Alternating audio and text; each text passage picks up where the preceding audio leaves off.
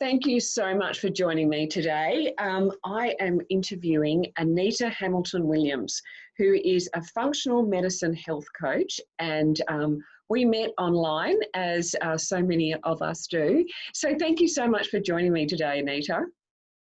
Thank you so much, Nick. It's lovely to be here. We've been having a great chat offline, and so I am just fascinated to know, how did you get to be doing what you're doing? What drew you to this? Well, it started off when there was a particular type of diet here in South Africa called the Banting diet, which I think has made its way across to Australian shores as well. And like I think many women, I would pick up a couple of kilograms during the year and then see whatever diet was happening at the time and go on that diet and try to lose the weight. And with the Banting diet, what happened was I did lose some weight, but I also managed to stop the asthma that I had experienced for the last couple of years. And the asthma was causing a real major problem for me. Every year, whenever there was any kind of flu or viruses around, I found I would end up with pneumonia, I would end up with bronchitis, and it was really becoming fairly problematic. And so when my asthma conditions totally resolved, as in I was no longer on any medication, and this probably took about 4 to 5 months. So it was relatively quick. When that happened, and I lost the weight and I felt so much better in myself, I had a couple of friends saying to me, you know, what have you done? Won't you help us do what you've done for yourself?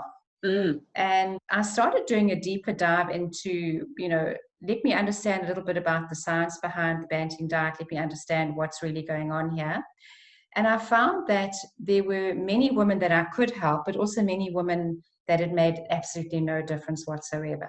And that's when and that was really frustrating for me. And that's when I decided that I wanted to find out, why does it work with some? Why doesn't it work with others? And in my investigations, I came across the concept of functional medicine, which is a concept that in the US has been around for about 30 years. So it's a relatively new science, a relatively new medical science. And it looks at addressing the root cause of any condition. And it also considers the individual as opposed to the disease. So for example, in my case, when I had the asthma, if I was working with a functional medicine practitioner at the time, they wouldn't look at the asthma and say, right, for asthma, we give you this kind of medication and that kind of pump, etc. They would understand what I was eating, what my lifestyle was like, was I exercising, was there stress in my diet, what was going on for me, Anita, as an individual that caused the asthma. You know, was I predisposed to it because of some kind of genetic variation?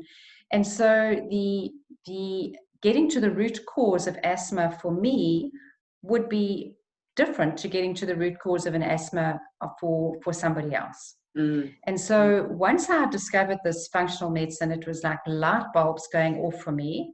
And that's when I started studying. And it was through studying that I then, it's almost like building a jigsaw. I don't know if you're a jigsaw puzzle builder, but when you find the edges of the jigsaw and the picture slowly starts coming to shape, I could then eventually do that with my health. So I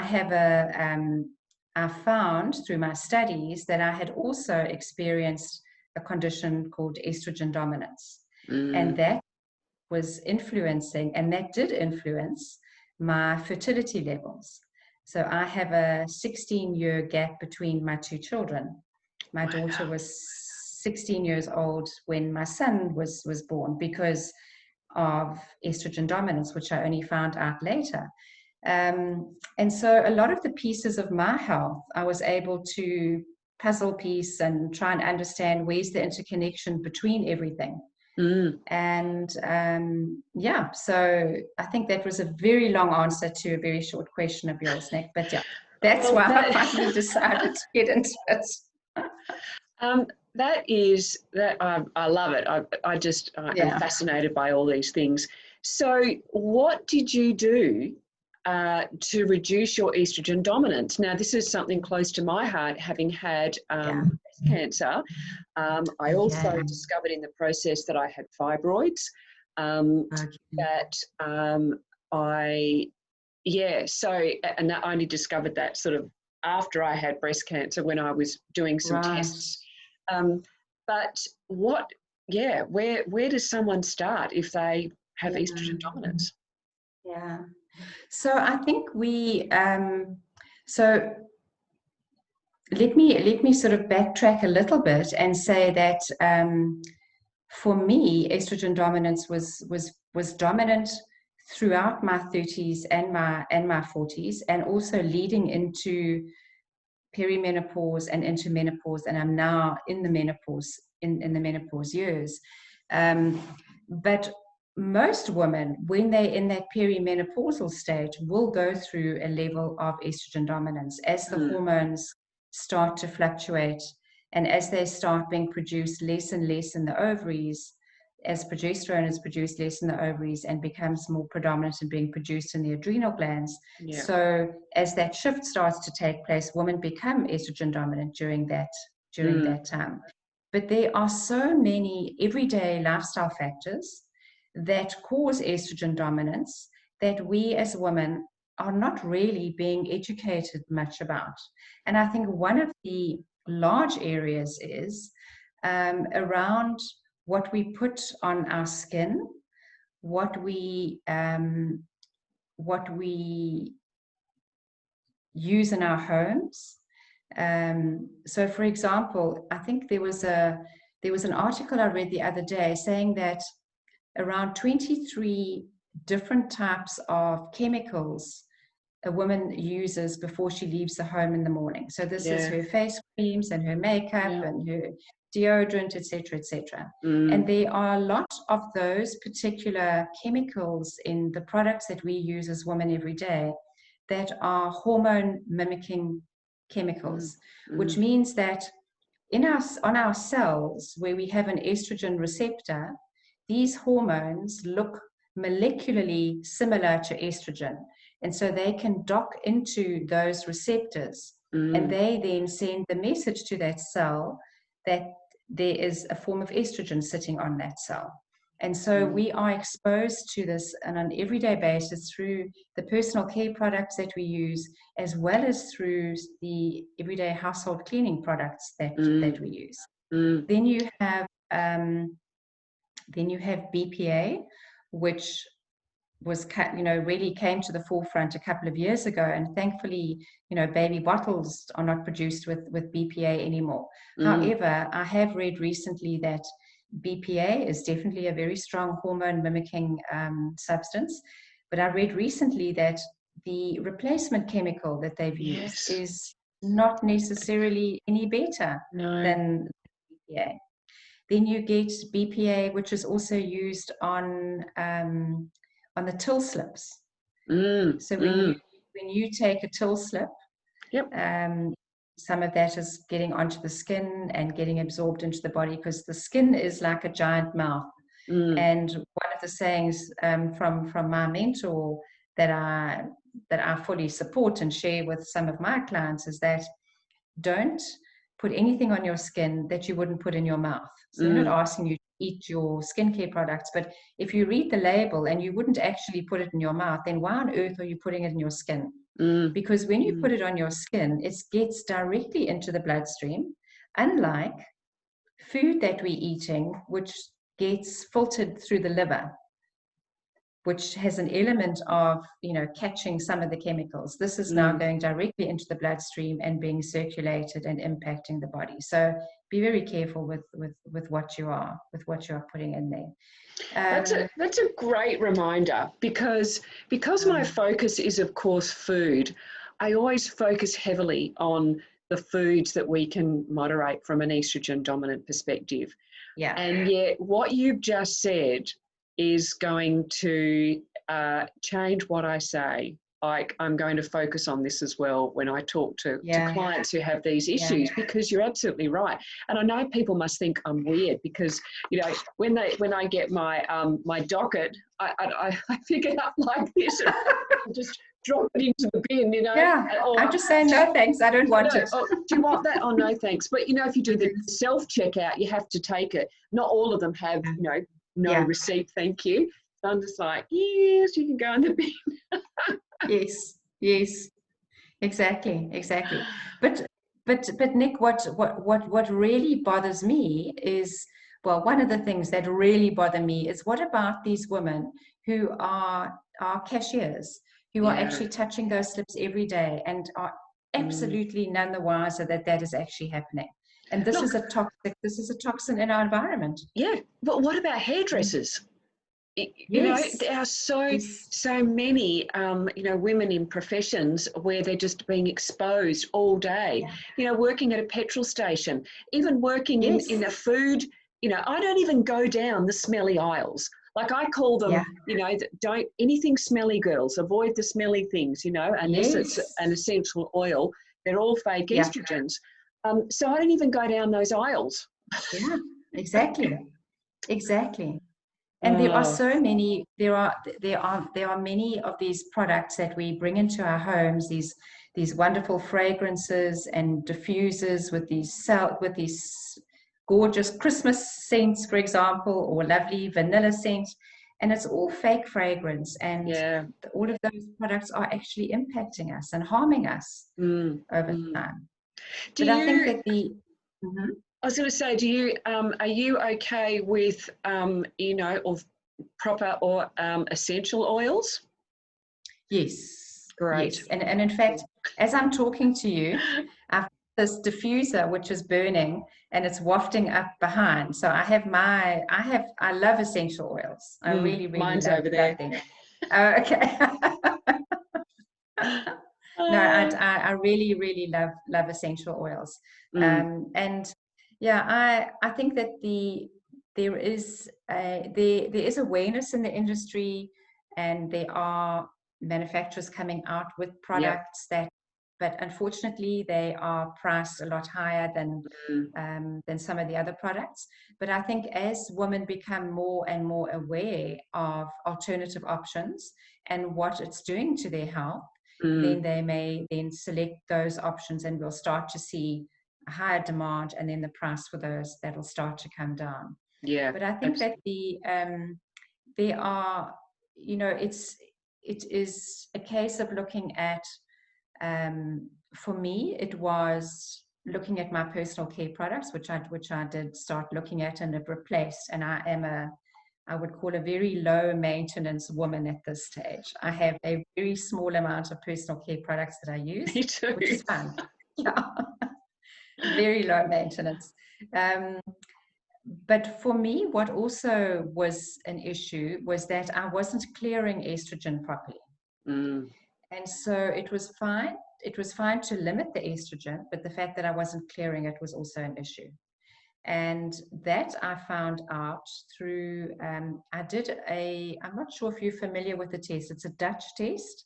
It stands, dried urine test for comprehensive hormones. That's what the Dutch stands for. Yep.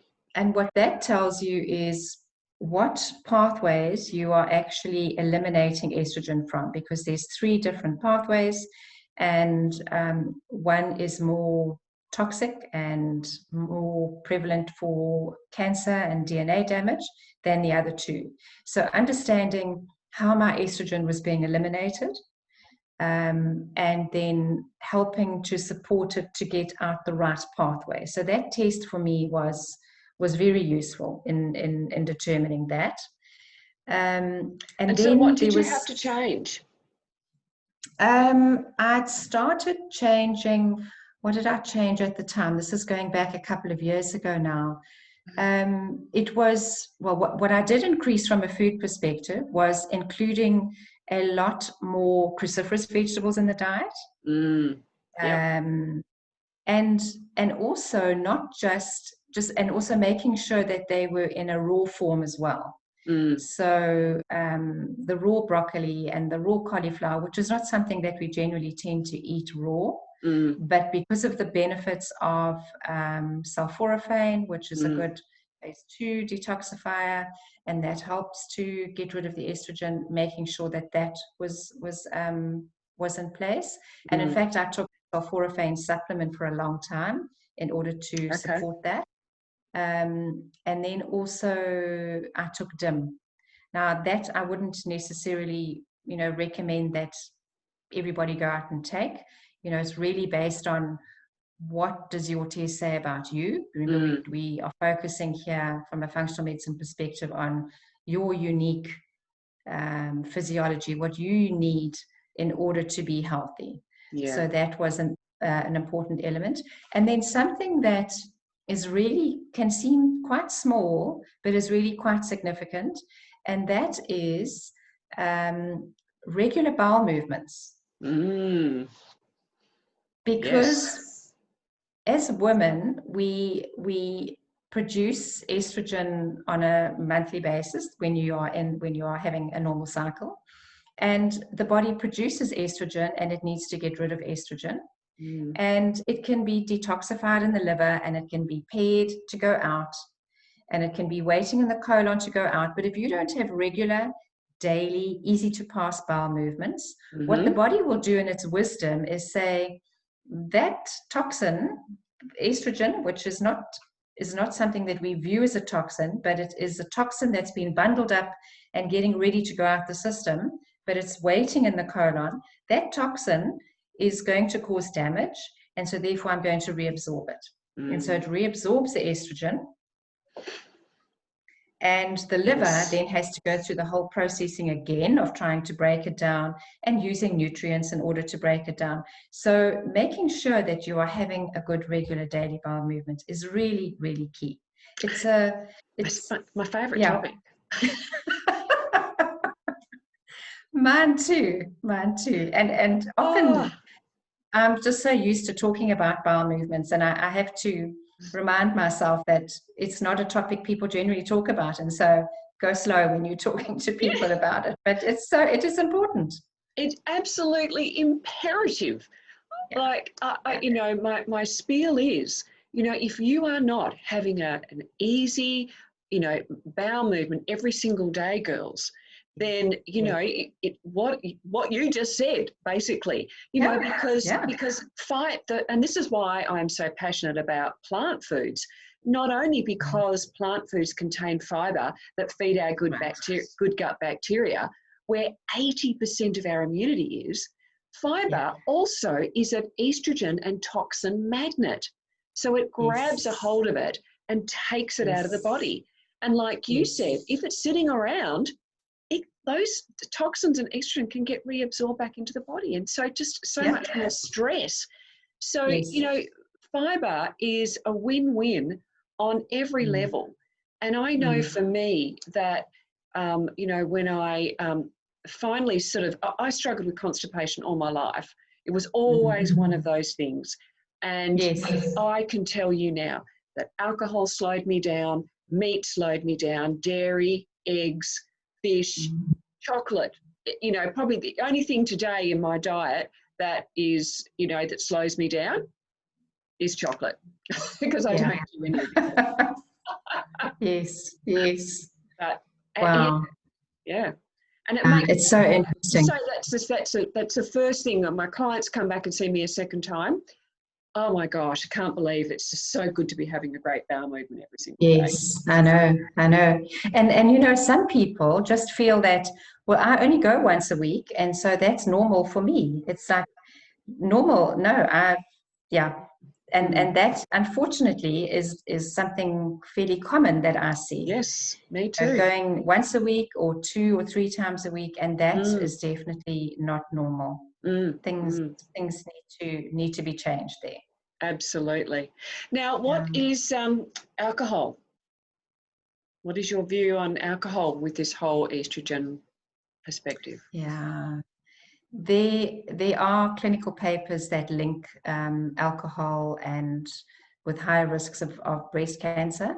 Mm. And, alcohol, as we know, is a toxin. Mm. And if the liver is trying to detoxify, it will detoxify. The body is always in a mode of trying to help you to survive as opposed to help you to thrive.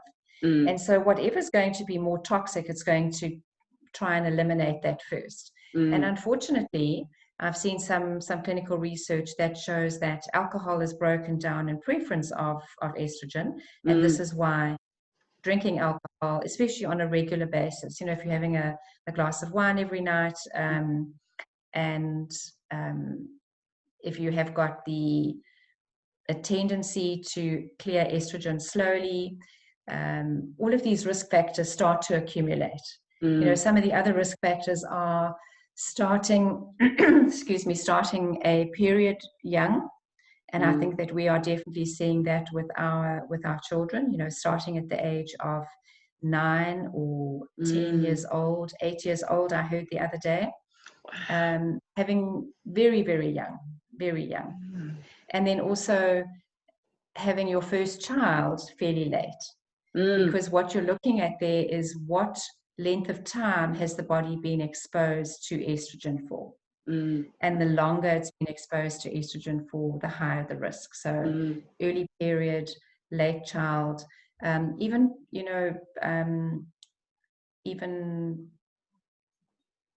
and then even in terms of menopause, when menopause starts, if menopause starts later, then you're still exposed to estrogen earlier.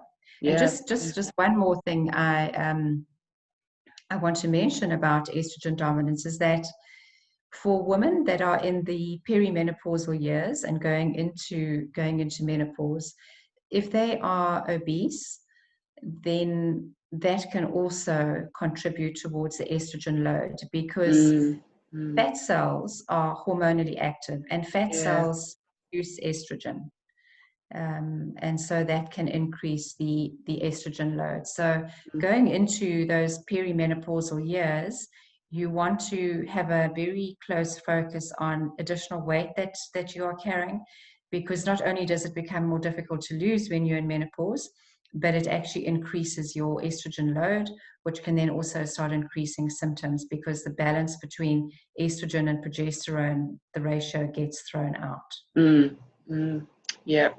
There are so many things that we can do. As women, we kind of, so often I hear women, talk about their symptoms, and, sadly, as though it's just something we have to put up with. And yet there is so much. And I think we have touched on so many things, your diet, your personal healthcare products, your cleaning products, just the environment with the bills, alcohol. And, we haven't even touched on, exercise and mindfulness and stress and all those things. They're a huge part, don't they? I mean, if you're stressed, it's very difficult, especially once you hit after menopause, then you're stressed and your adrenal glands are pumping out stress hormones. There's no room there for them to, release progesterone. So, yeah.